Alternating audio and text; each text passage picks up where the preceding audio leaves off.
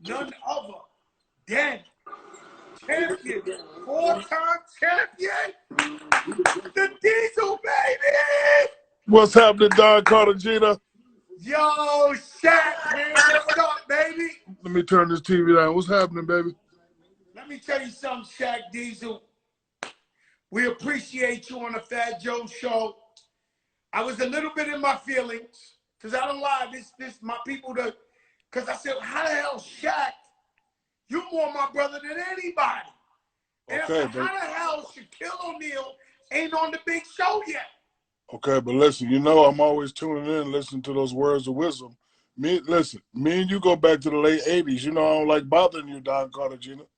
You know I don't like bothering you. Me and you go back ever since you come to the house. You introduced me to Big Pun, right? Come on now. Yo, Shaq, let me tell you. I always tell you this story in person. I'm going to tell you in front of everybody. We went down to work with Shaquille O'Neal in Orlando. Me and Big Pun. We had a limited budget in the hotel for whatever we wanted to eat. Me and Pun might have ate 10,000 shrimp cocktails and turkey and cheese sandwiches. And it was like years later, Shaq was like, you know I know about that $5,000 bill, that food bill y'all left in the hotel.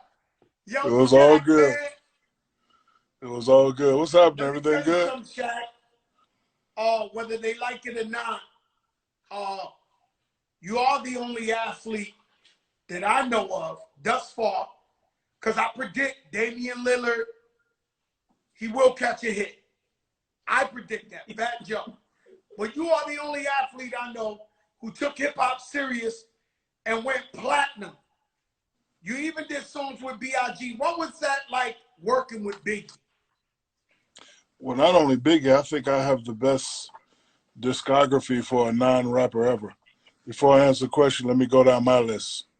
Fat Joe, Big Pun, Snoop, Biggie, Nas, Jigga, DJ Quick, Snoop, Ice Cube, Michael Jackson, Quincy Jones. Who else? Zero. Zero. Bun B. Houston. Scarface. Trey the Truth. So, Jack, let me ask you a question. Let me ask you something. Timberland is in the check-in. Friend to the show, Timbo the King versus founder along with Switch. What was it like working with Biggie? It was amazing. And let me tell you, working with Biggie was like the first time playing against Patrick Ewing. I'm terrified. So when I found out, I mean, because you remember when you and Punk came up, I already had my verse done, right? Yeah. So same thing. So they like, hey, Biggie want to do the song with you. So studio's in my house. I'm in there every night. I'm like, I got to get it tight because I can't let Big down. So I went over. I don't like it. So I went over. So Big came, and I was sweating bullets, and I played it. He's like, all right, big dog, that's tight. So you remember my studio, was attached to the house. So I gave Big a pen and a pad, and I said, hey, I'll be in the house. You on Little C's, y'all do what y'all do. You need something, just come in the house. He said, no, I'm ready to go.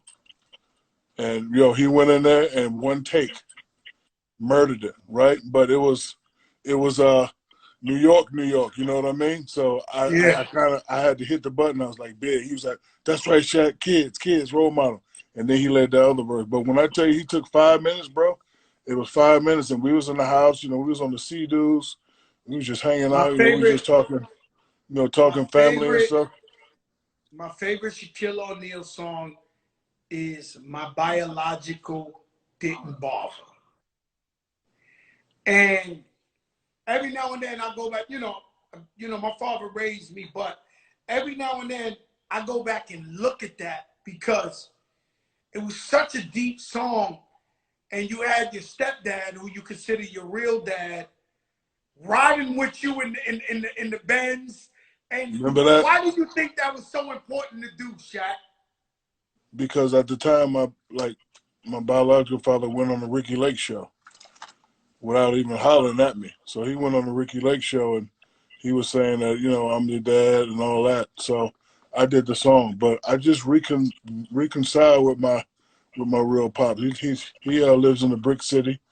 I just went up to him, shook his hand, and said, "Listen, brother, I know how it is being a black man, being a married black man, going through some stuff." So I just told him, I said, "I love you. I ain't mad at you." And he would, first time I saw him, I had to wait a couple minutes. I was like, "Yo, man, where you at?" He said, "Man, I gotta walk 30 blocks." So as soon as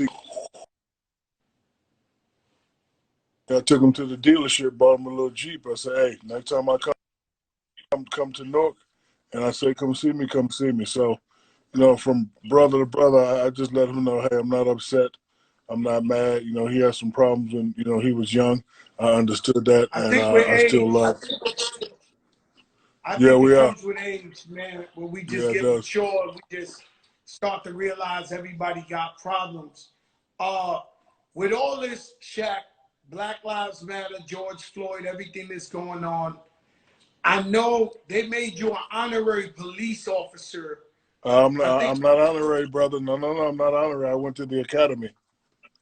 Oh, you Yes, went to the academy. yes, three of them: LAPD and the Florida Academy. So I'm the real deal. I was undercover until you just blew my cover.